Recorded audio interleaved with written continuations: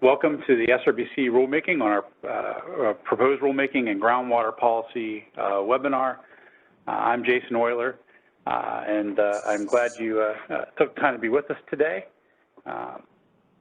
This webinar is scheduled to be 60 minutes, with approximately the presentation lasting approximately 30 minutes. As I mentioned, we are recording, so we can put the presentation part up on our website after this is completed. I will go over at a high-level way and some of the points of interest to drill down into some details in the proposed rulemaking. We also are releasing 3 groundwater-related policies that are also out for public comment simultaneous with this proposed rulemaking.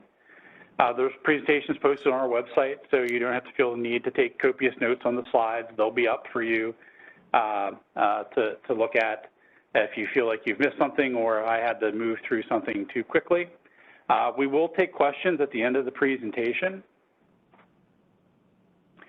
from attendees. We ask you to use the chat feature.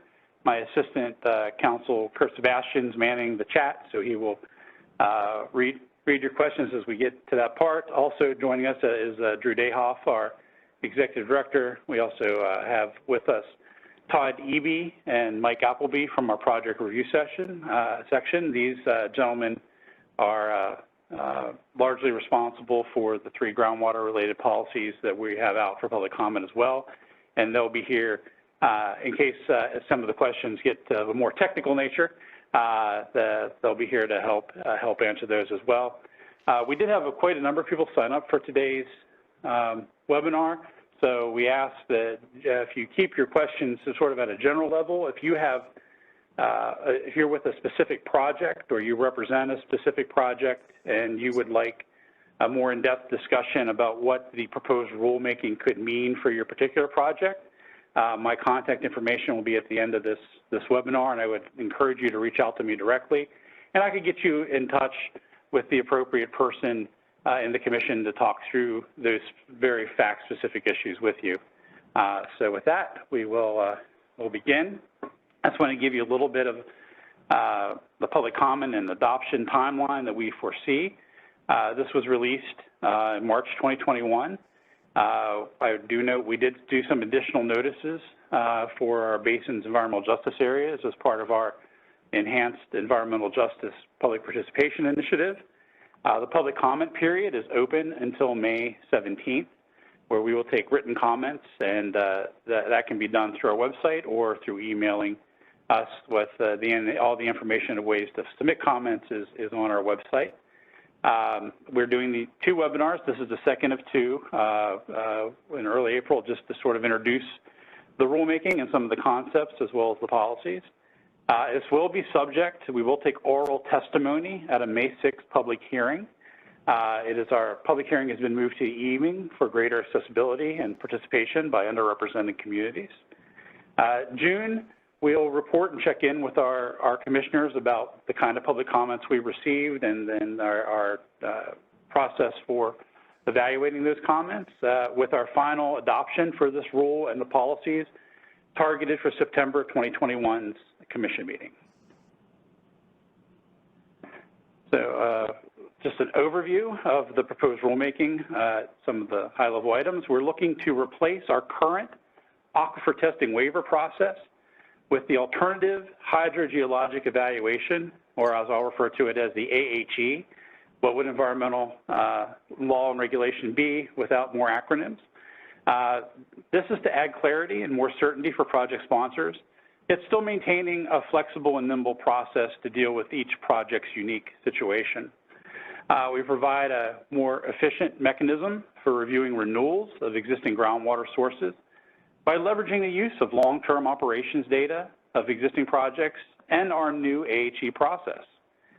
We've designed regulations to more effectively deal with small and medium capacity withdrawals. We're relying on our grandfathering registration process that we enacted in 2017 and are looking to eliminate most traditional triggers for the loss of grandfathering. We want to codify and build upon our successful program changes with our Commission's natural gas consumptive use program, or the ABRF program. its minor modification regulation, and our general project review regulations. So the question we get, why these changes, why now?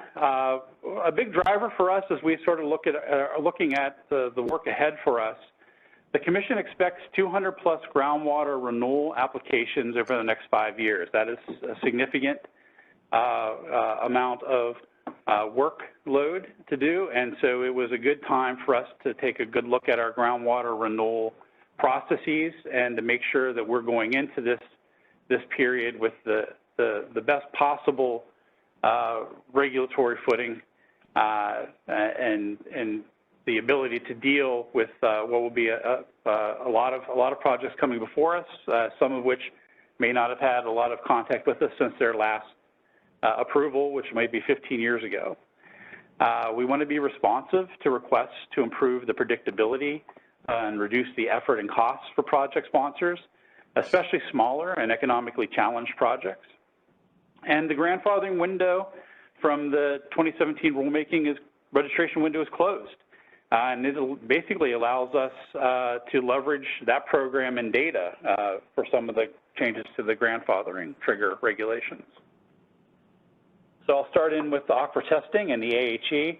There's a lot of additions and reformulation of our 80612 regulation. They're designed to encourage the use of existing data where projects have it, and to review projects commensurate with the level of risk posed by the withdrawal. The proposed processes will also allow the Commission's review to more adequately consider data and information, including changing conditions with the environment and with climate, to allow for more sustainable and resilient withdrawals. So under 80612, hydrologic evaluation is required, and that's either an aquifer test, which remains the same in our regulations, or an alternative evaluation. And this is, the alternative evaluation would replace sort of the aquifer waiver process that you're aware of. New well or increased quantity from an existing well is likely still an aquifer test. There may be exceptions to this, but just if you were looking for a general rule.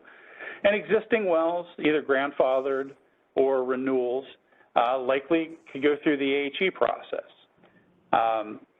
Sources, but before you even get to the AHE process, the staff will do an evaluation of sources undergoing a renewal, can provide an interpretive hydrogeologic report, an existing one that documents the results of a Commission-approved aquifer test, or an approved waiver by the Commission that may meet the requirements 80612 for that previously approved source. This is why we strongly encourage you and Renewals to set up a pre-application meeting with our project review section, and they can sort of walk you through what they need. This alternative evaluation could be a determination by Commission staff under a new paragraph, 80612H, that the prior Commission test or waiver is sufficient, even without completing a formal AHE. Again, this requires a pre-application meeting with the Commission so we can review your project and see what existing information and data the Commission has on file. Projects that take and report daily water levels of their wells are likely to be more successful in this process and in the AHE process, for that matter. In lieu of an aquifer test, projects can submit an AHE under 80612 paragraph G, which is new. That provides supporting information equivalent to that could be obtained through an aquifer test. And it could include all the things we've talked about and more, prior testing data with your withdrawal setting and your location of your project, existing site-specific operational data, and any prior Commission approvals, waivers of testing requirements or determinations. More details of the AHE will be discussed when we outline the AHE policy toward the end of this presentation. Renewals, one of the goals of the proposed rule is to provide some more differentiation between renewals, especially where the quantity of the withdrawal isn't changing versus new withdrawals. So I've talked a little bit, this differentiation can be found in what we're proposing in paragraphs H and I of 80612. There'll be some changes in 80614 that you can review that will go to this. And also look at 8623B6, which we proposed to provide more differentiation for reviews of existing sources, with the focus being on leveraging existing data and the AHE for a more streamlined application review.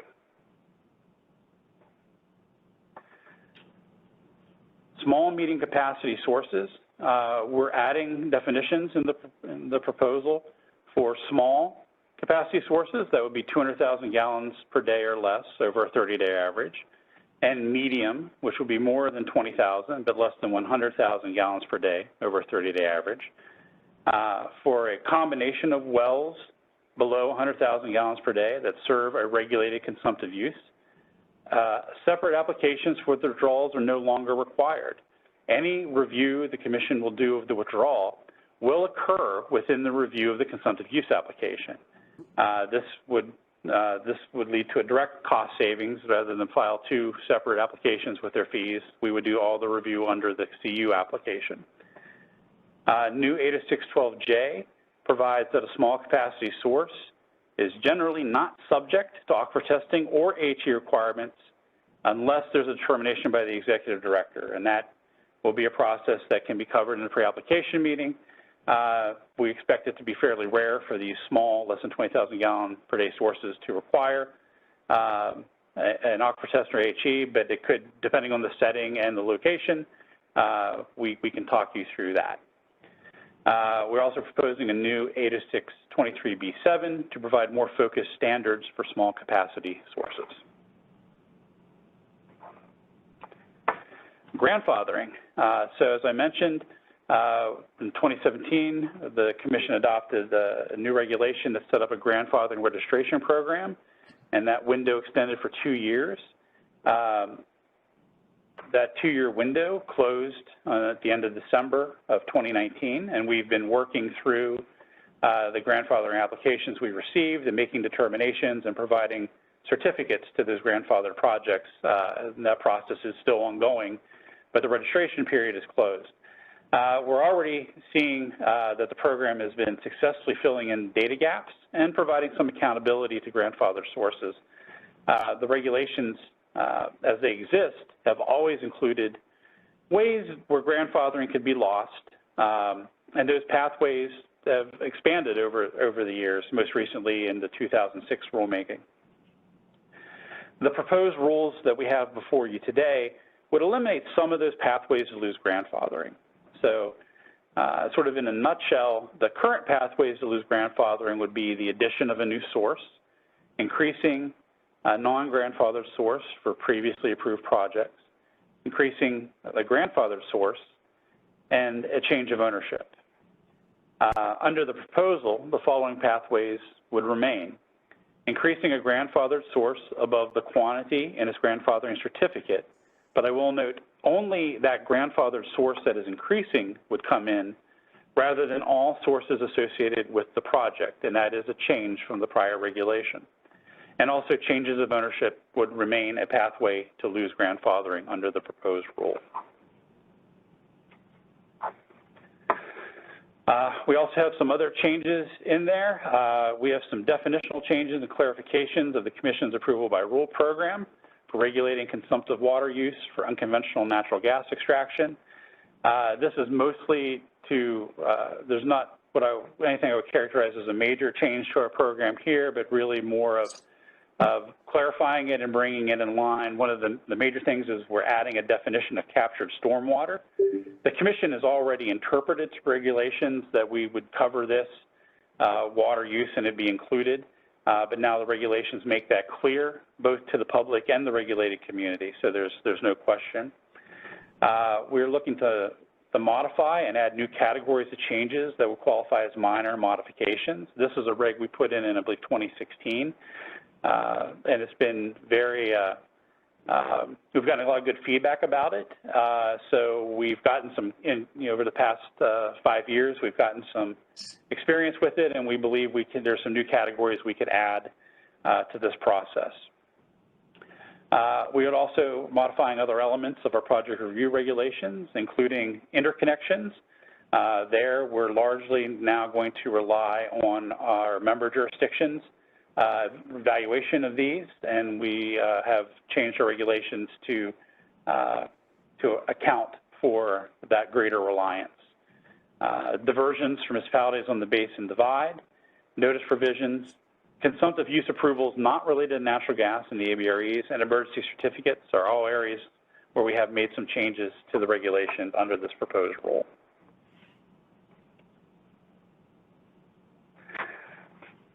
So that sums up the rulemaking overview. I will now move into reviewing the groundwater policies and technical guidance that are also out with these proposed regulations. We have 3 guidance documents that are out for public review currently. One is the Alternative Hydrogeologic Evaluation Policy, and this is a brand new policy, and it supports, obviously, some of the changes I talked about in the rulemaking, but provides more detail and explanation to help folks navigate that process. We also are revising the aquifer testing plan guidance. This is meant to replace our existing guidance under 2007-01. And then we have a new policy, even though this is not a new process, but a new policy to outline our pre-drill well site review. And I will go over each of those in turn. So the AHE, currently determining aquifer capacity and sustainable use rates requires the constant rate aquifer test. It involves pumping from a proposed source for an extended period of time and monitoring its influence and impacts. It generates a tremendous amount of valuable data that allows Commission staff to determine the sustainable use volume for a source. For renewals, though, we often waive this. And so this waiver process, as I mentioned earlier, is looking to be replaced by the Alternative Hydrogeologic Evaluation. This employs a comprehensive long-term data set to determine the sustainable use volume for a source. It allows us to possibly avoid the constant rate aquifer test, which would save time and cost to project sponsors, replacing the waiver process, which also in of itself has not been as clearly defined as it could be. So that's why we developed the AHE policy to provide those details for projects and consultants in working with us through this new system. So the AHE is designed to allow us to accommodate the hundreds of existing projects that will be seeking renewal over the next 5 years. It is an alternative risk-based approach to provide us the appropriate level of hydrogeologic information and data, and emphasizing the use of data to reduce time and expense for project renewal. It formalizes a process that's generally in place now and frequently is followed that requires formal waiver of our regulatory requirement. I should note that 75% of renewals currently seek formal waiver of aquifer testing. So it is a well-used process. So comparative benefits of the AHE, I'll just sort of say, sort of reiterate, we feel that it lets us leverage existing data. A lot of projects have existing recorded data over time, and we can rely on that data and then sort of use the AHE process to possibly just to fill in some data gaps. It generally employs data that's available to project sponsors, generally lowers the time and cost required to produce this data, and we're formalizing and streamlining the renewal process, through this evaluation. And as I noted, like I said, often we do end up waiving the traditional aquifer testing in the case of renewals, especially where there's no requested increase in the withdrawal. Specific objectives that we're hoping to achieve is provide increased certainty of the review process while utilizing existing and long-term data. The lack of certainty of the waiver process was certainly a complaint that we have heard, and we've tried to design this with that in mind. Refine and often reduce the collection of new data or testing for a project through a risk-based assessment. We hope to allow for flexibility in certain settings that do not require as much information, and also to reduce consultant and/or project sponsor time and expenses for these renewals. The HE relies on 3 principal risk factors in its evaluation. We look at the sustainability of the withdrawal, impacts to other users, and impacts to the environment. And generally, these 3 risk factors correspond nicely with the evaluation factors for withdrawals under 80623. The HE will also look at well capacity and usage or demand. And the size of the well, small, medium, large, is a relevant factor, and helps us to assess the level of information needed. It could possibly apply to some new sources where appropriate, which is why I have Todd and Michael on to explain that if anyone asks.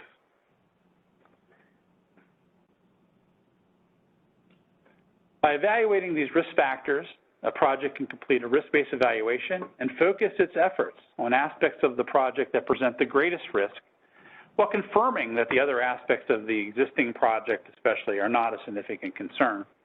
Risk-based evaluations are intended to streamline the data acquisition and submittal process to allow projects to adjust the amount and type of data collection and to leverage their existing data and information along with statements or assertions to address the 3 principal risk factors. So that's the HE policy. The aquifer testing plan guidance being updated. We're looking to clarify our regulatory requirements and procedures that should be followed by project sponsors when they have to do an aquifer test. We're also providing guidelines for developing an implementable aquifer test plan that will produce suitable data and satisfy our standards for Commission staff before testing is done. It's intended to supplement our existing requirements. We are structured to offer administrative procedures for our project sponsors to use. It will incorporate the HE and Predrill well site surveys and provide detailed guidance and criteria for consultants to use in developing a complete plan. What's changed, just sort of, since this is an existing policy that we're replacing, we're getting rid of the waiver process. So it's being replaced by the HE process, so that's obviously changed throughout. And we're also removing project modifications from the language, as modifications can be completed either through the HE or the aquifer testing process. We're providing guidance for using our online forms. Our paper forms have been eliminated. Our checklist has been eliminated. And the policy has basically been reorganized to be consistent with the online forms, and we hope that leads to easier use and understanding by the folks that have to navigate those forms. We're also addressing issues that have been common or recurring problems with submittals and implementation of the plans we've been seeing. So we've definitely looked in areas of providing clarifications on monitoring and testing procedures, and operation of other existing sources is also an emphasized point in this policy, which is where we get a lot of questions and recurring issues. And lastly, we have a new policy on the Predrill well site review. This is a new guidance, but this technical service has actually been offered by the Commission since 2013. We're hoping by publishing the guidance, we can get more understanding of this process and raise its profile for project sponsors. It's to aid them in evaluating potential well locations through pre-drill screening level review. It's designed to outline our technical assistance prior to a project sponsor expending significant resources in drilling, constructing, and testing a potential production well. And it's intended to help identify potential water resources management limitations and conflicts at the well site prior to drilling, which can be helpful and lead hopefully to better well site location choices that save time and money for project sponsors. The use of this policy is completely voluntary. It is not a requirement of any kind. It is designed to provide guidance to the regular community, but also be a guide for Commission staff in working with projects.